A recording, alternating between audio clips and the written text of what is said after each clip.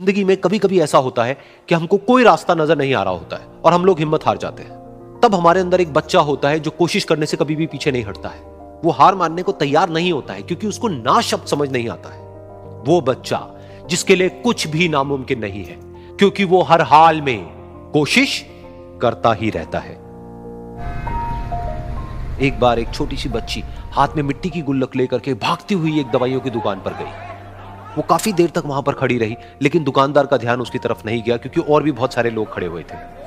उसने दुकानदार को कई बार बुलाया लेकिन वहां पर भीड़ इतनी थी कि दुकानदार का ध्यान उसकी तरफ गया ही नहीं।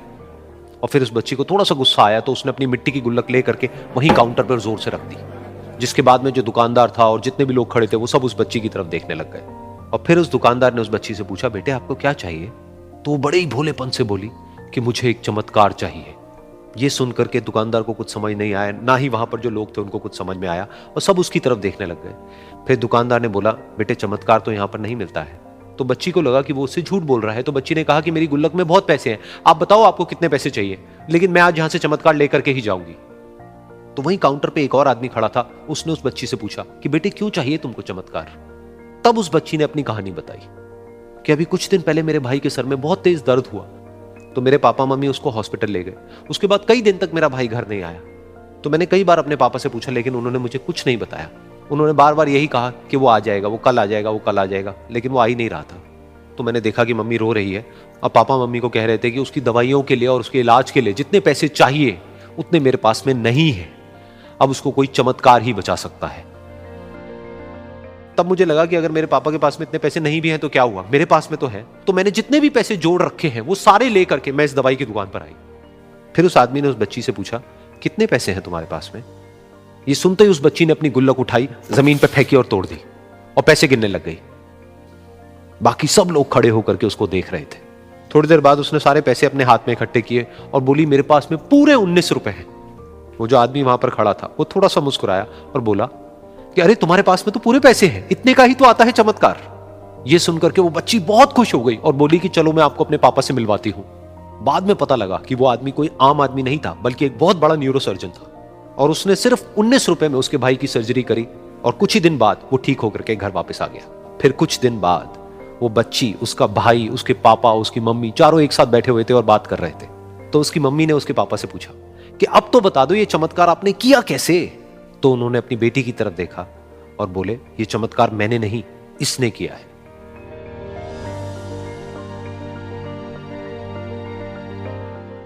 तो यहां पर एक बहुत बड़ी बात है जो हम उस छोटी सी बच्ची से सीख सकते हैं कि जिंदगी में कभी कभी ऐसा होता है कि हमको कोई रास्ता नजर नहीं आ रहा होता है और हम लोग हिम्मत हार जाते हैं। तब हमारे अंदर एक बच्चा होता है जो कोशिश करने से कभी भी पीछे नहीं हटता है। वो हार मानने को तैयार नहीं होता है क्योंकि उसको ना शब्द समझ नहीं आता है। वो बच्चा जिसके लिए कुछ भी नामुमकिन नहीं है क्योंकि वो हर हाल में कोशिश करता ही रहता है। कहते हैं कि खाली हाथ आए थे खाली हाथ जाओगे, गलत बोलते हैं। लोग भले खाली हाथ आते हैं लेकिन जब जाते हैं तो अपने साथ कुछ संस्कार, कुछ यादें छोड़ जाते हैं। एपीजे अब्दुल कलाम खाली हाथ तो आए थे, क्या खाली हाथ गए? हमारे जितने देश के लोग हैं उन देशवासियों के लिए एक प्रेरणा के स्रोत बन गए हैं। लेकिन अगर आप खाली हाथ आते हैं और खाली हाथ चले जाते हैं तो आपका पुरुष योनि में जन्म लेने का कोई अर्थ ही नहीं बना। अपनी मंजिल को भुला कर जिया तो क्या जिया, है दम तुझ में तो उसे पा कर दिखा। लिख दे खून से अपनी कामयाबी की कहानी और बोल उस किस्मत को कि है दम तो मिटा के दिखा। इसलिए कभी किस्मत को मत कोसिएगा, अपने हौसले से अपनी कहानी लिखिएगा। पसीने की स्याही से जो लिखते हैं अपने हौसले के इरादे, उनके मुकद्दर के पन्ने कभी कोरे नहीं होते। देखिए, शिक्षक और सड़क ऐसी चीज है जो खुद तो अपने जगह पे रहती है और दूसरों को मंजिल तक पहुंचा देती है। ये सबसे हो जाती है लेकिन दोबारा गलती नहीं होना चाहिए। जब भी किसी की आलोचना करिए तो उसमें एक छोटी सी प्रशंसा जोड़कर ही उस आलोचना को खत्म कीजिए कि शुरुआत तो डांटने से किए थे, बाद में उसका हौसला बढ़ा के हंसी मजाक में उसे निकाल दीजिए, बीच बीच में उसे फिर एहसास दिलाइए, लेकिन बार बार कमियों को नहीं गिनाना चाहिए। महाभारत देखिएगा, महाभारत में जो कृष्ण भगवान थे वो कौरवों के बीच गए संदेशा लेके, आखिरी संदेशा, वहां पे भी उनकी भाषा देखिएगा। आप महाभारत अगर सीरीज देखिए तो भाषा देखिएगा। दुश्मन से भी इस तरह से बात कर रहे थे जैसे लगता था गुरु जी से बात कर रहे हैं। ये भाषा की मर्यादा। लेकिन आज ये वही श्याम की धरती है, ये ये वही पुरुषोत्तम राम की धरती है जहाँ लोग तहजीब भूल गए कि यार बात करना कैसा चाहिए। ये वही पुरुषोत्तम राम थे जिनके अपने भाई लक्ष्मण जी को जब शिक्षा लेनी थी ना, तो रावण के पैताने बैठे थे कि ये शिक्षा लेना है तो उसके पास झुकना पड़ेगा यहाँ पर। लेकिन आज हम लोग भूल गए हैं कि हमें बात में तो इतना आजकल वो तहजीब ही नहीं रह गया है कि इतना रफ बोल दो कि दुश्मन, किसी से पूछो, एक लड़का पूछा तुम्हारा क्या हाल है, तू कर रहा है, खराब है, ठीक कर दोगे जब हाल है भाई। आप सबकी ज़िंदगी में कुछ कठिनाइयाँ आएंगी, ठोकरें लगेंगे, लेकिन ठोकर खा के संभलना भी जरूरी है।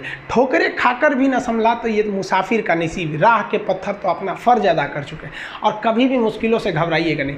कोको कोला कंपनी जब स्थापना हुई थी तो एक साल में केवल इसके 25 बोतल बिके थे। कंपनी का दिमाग हिल गया था। लेकिन आज के समय में दुनिया में हर जगह कोको कोला बिकता है और इसने तो फिजिक्स को उल्टा कर दिया।